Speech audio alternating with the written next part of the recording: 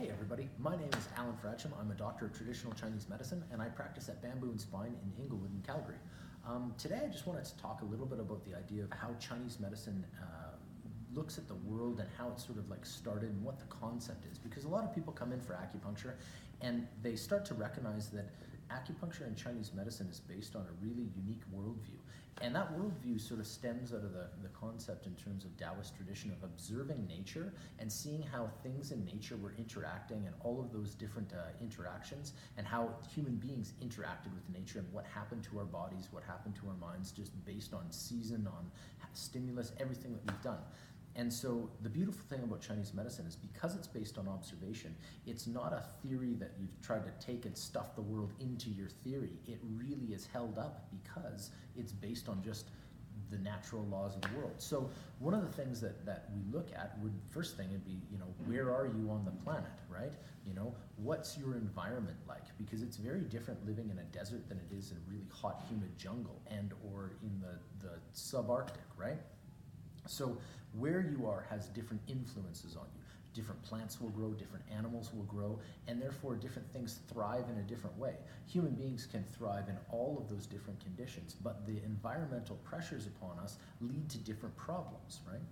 So Chinese medicine observed that based on where we are on the planet is one thing that affects us. Another thing that affects us would be the time of year, right? You can imagine that January in Calgary, where we're in our really cold snap right now, as opposed to January in Hawaii, they look really different, right? There are no flowers blooming here and there are flowers blooming there. Why? Because the environmental pressures and sustenance sort of change what happens with all the living creatures there. So the time of year and the location on the planet are really important pieces.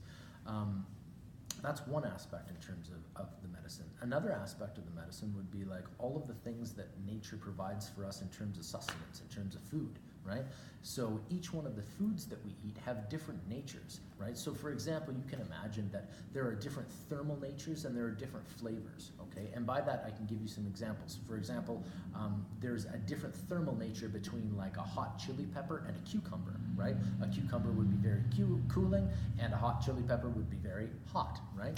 But even in the world of chili peppers, there are different flavors. If you taste a Scotch bonnet pepper, it has that really high note kind of treble kind of burn. Whereas if you go to a chipotle pepper, which is a roasted jalapeno, that has a really different sort of base flavor, right? Those are all within the spice range, but they have different flavors about them, right? So there are different flavors that are available and different thermal natures. And each one of those aspects of food and or medicine, because you can consider herbs just really high quality food, really potent food that you can take in terms of healing your body. But your food nourishes you and herbs nourish you, right? But their influence is based on what happens in terms of their thermal nature and their flavor, their properties. What do they do to the body? And that really depends in terms of where they grow. Some herbs don't grow all over the world, right?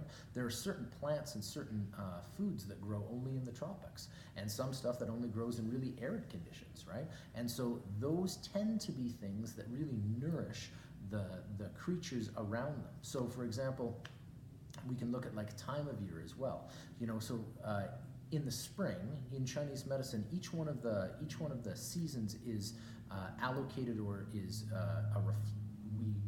one of the organs is reflected in the season, okay? So it's a time when that organ is the most pronounced in terms of its illness and its ability to be healed. So for example, in the spring, it's what we consider in Chinese medicine the liver time. And that's interesting that in the springtime, all the little green shoots that tend to cleanse and nourish the liver and create that cleansing effect happen to come into the season when the liver should be cleansed. It's not a great time to do a liver cleanse when it's minus 30 out. It's not the time that your body's ready to do that. Your body really wants to hold things in the winter, right? Whereas in the spring, you start to get that spring fever, your body's really trying to cleanse and dump things. You look at all the animals around, they're doing the same thing. They really change their metabolic rate. So when we talk about seasons and we talk about sort of the foods that are available, those are all incorporated into Chinese medicine.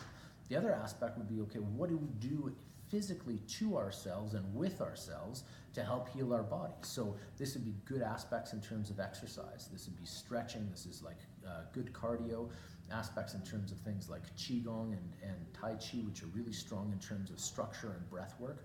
Those are all really important to help the body stay healthy. And you can work with different aspects of that to heal certain meridians, certain organs, and certain tissues.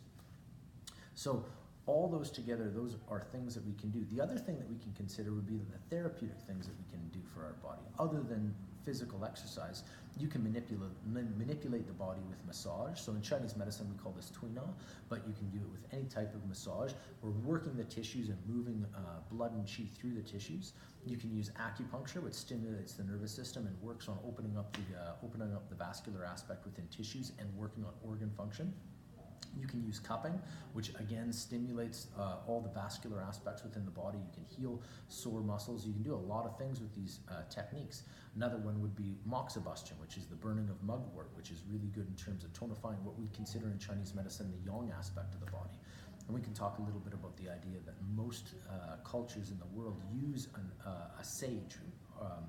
Mugwort is a type of sage. And we use this in terms of cleansing. It's an anti-parasitic. You can cleanse worms with it if you take it internally. They're used in ceremony in terms of cleansing space.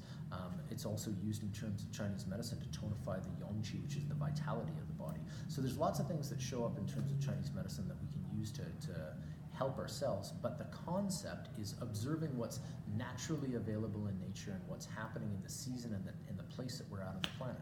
So those are some things that we look at all around, and then we can make some suggestions as to what's happening. When people come into the clinic and they have a certain problem, a physical illness, there are ways that we can counteract that, and things and therapies that we can do to help the body. And so we're going to make suggestions and kind of teach you what you can do to help yourself, because I think empowering yourself for your life is one of the biggest things that we can do, in our clinic. So that's kind of like Chinese Medicine 101 in a nutshell, and we're going to do a couple other quick videos and sort of talk about each one of those in a little bit more depth.